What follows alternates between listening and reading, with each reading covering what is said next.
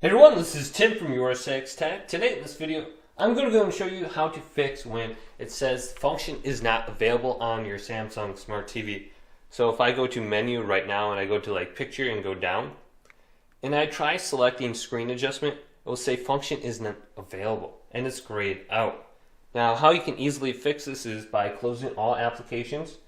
Then also you can go to source and just go back to the TV source, go back to menu now, go to picture, and then you can scroll on down, and here is screen adjustments. You can see we can now choose this, and we can change the screen size right here very easily.